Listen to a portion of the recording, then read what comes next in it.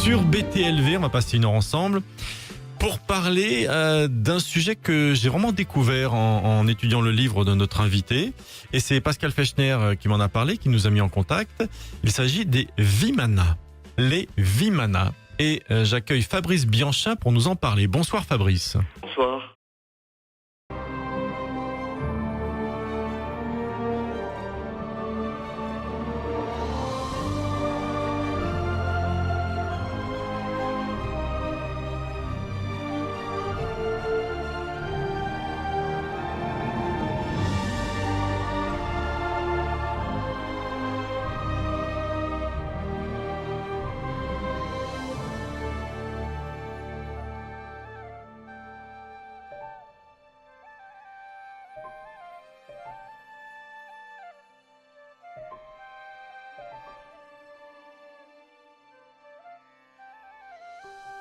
Alors, ce soir, nous recevons Fabrice Bianchin, qui a écrit Vimanas, donc c'est là qui sont intéressés. Hein. Donc moi j'ai commencé à le lire, j'ai pas eu le temps de le finir parce qu'il est relativement récent. Par contre, le peu que j'ai lu, c'est super bien écrit, quoi. C'est fluide. Voilà, donc il va nous présenter ses travaux dans ce domaine particulier.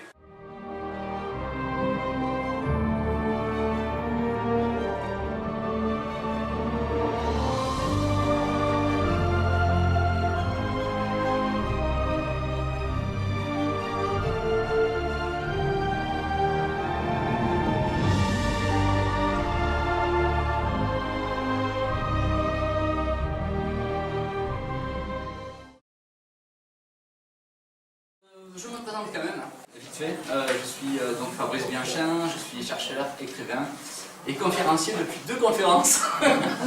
Celle de Tours, au Rond-Point écologique de Tours et aujourd'hui ici à Dax.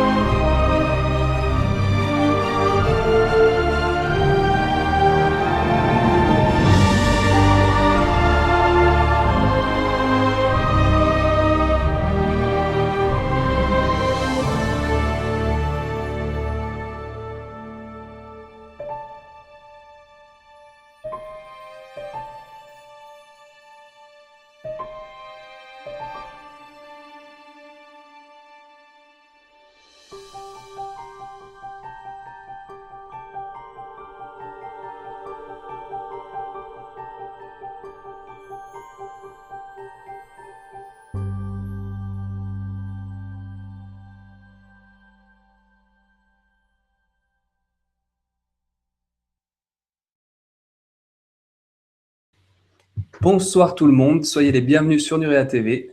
Je suis Guillaume et je suis très heureux de vous retrouver ce soir pour une émission consacrée à la mythologie indienne et à l'étude du Mahabharata. Ce soir, nous avons la chance de recevoir un invité passionné entre autres d'archéologie ancienne, de civilisation, d'ufologie, enfin un touche-à-tout. Je crois qu'on peut dire ça, et quelqu'un qui a poussé les recherches assez loin, et notamment pour ce qui concerne la lecture du Mahabharata, ce fameux livre qui retrace toute la mythologie indienne, un des nombreux livres qui retrace cette mythologie. Et ce soir, je suis vraiment super content d'accueillir Fabrice Bianchin parmi nous. Bonsoir Fabrice. Bonsoir Guillaume, bonsoir tout le monde. Merci d'avoir accepté notre invitation sur Nurea TV. Alors, avant de lancer l'émission, je voulais présenter le livre qui m'a fait connaître tes travaux et tes recherches, du moins une partie, qui s'appelle Vimana, l'incroyable technologie des dieux, aux éditions Le Temps Présent. Donc ce livre, Fabrice, est sorti en janvier 2016, je crois, c'est ça? C'est ça, oui. Donc c'est un livre assez récent. Un livre que j'ai pas mis longtemps à dévorer parce qu'il est vraiment passionnant. Une culture que je connaissais pas forcément et j'imagine que je suis pas le seul.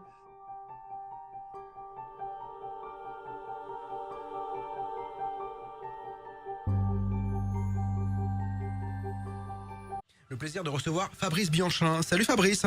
Oui, bonjour tout le monde. Bienvenue sur BTLV. Alors, on a évoqué dans cette première partie une civilisation avec nos différents invités qui serait venue finalement... Allez, peut-être mettre une petite graine sur la planète qui fait que nous sommes là aujourd'hui et qui nous a peut-être laissé en héritage tous ces artefacts, ces monuments dont on a du mal à expliquer la construction aujourd'hui. Alors les Vimanas, je sais que c'est quelque chose qui vous intéresse puisque votre parcours démarre par l'archéologie mystérieuse en passant par la parapsychologie. Vous avez fait de nombreuses expériences comme l'hypnose, du remote viewing, vous êtes intéressé à tout cela jusqu'au phénomène OVNI. Et quand on parle du phénomène OVNI, fatalement, si on regarde l'histoire, on en revient aux Vimanas.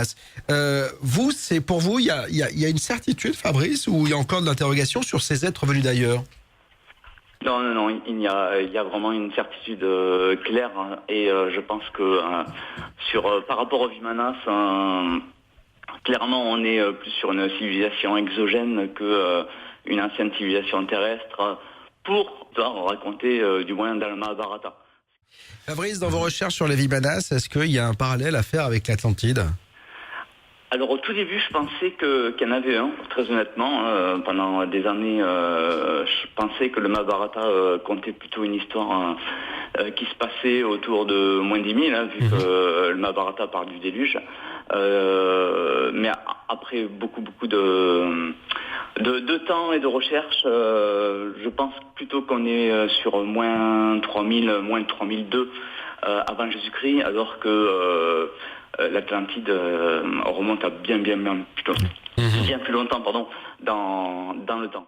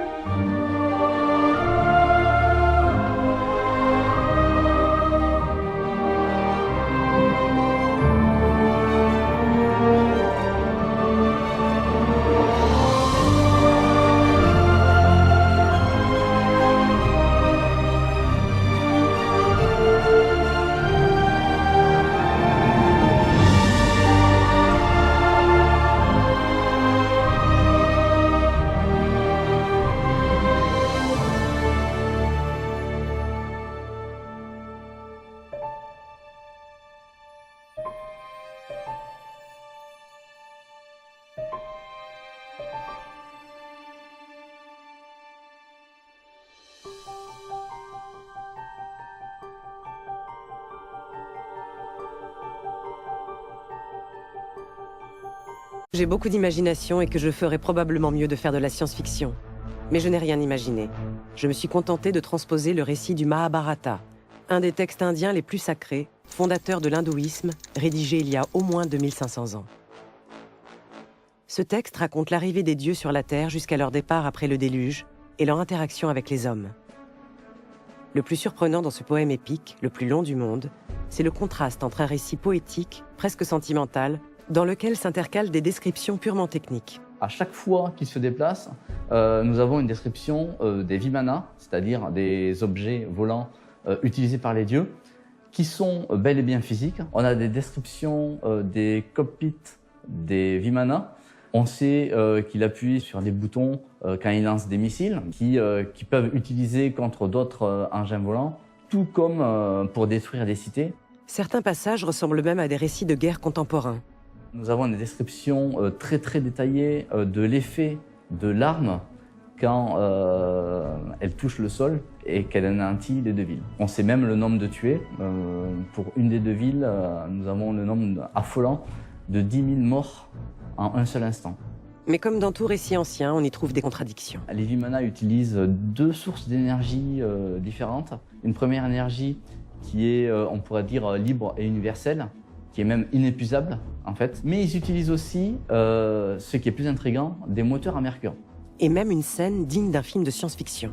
Arjuna, un des héros du Mahabharata, qui fait partie du clan des Pandavas, va se diriger avec l'aide d'un autre dieu dans le hangar divin où sont stockés des dizaines de Vimana, et ils vont en voler un. En fait, ça c'est assez incroyable aussi, ça fait partie de l'histoire. Ils vont voler un Vimana qu'ils vont ramener sur Terre et qui sera utilisé plus tard dans la grande guerre qui va avoir lieu. Au moment où Fabrice Bianchin a invité à une lecture approfondie du Mahabharata,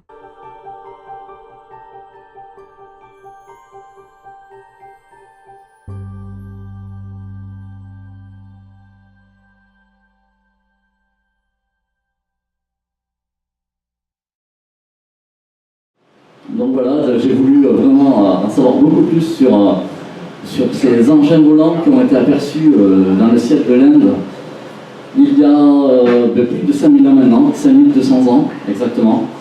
Donc là je vais vous parler ce soir des ovnis, mais qui ne sont pas de 1940 ou de nos jours, mais des ovnis qui ont été vus il y a très très très longtemps à l'aube de l'humanité. Et vous allez voir que en fait,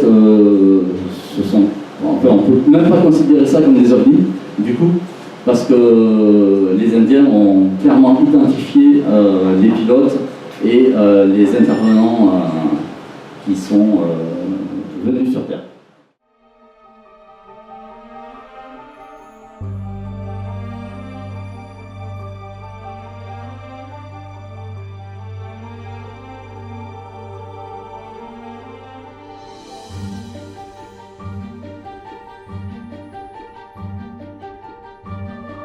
Utilisés pour dénommer tous les premiers avions et les engins qui essaient de voler plus ou moins. Ils ont utilisé le mot Vimana directement pour désigner tout engin volant hors volatile qui se voit dans l'air.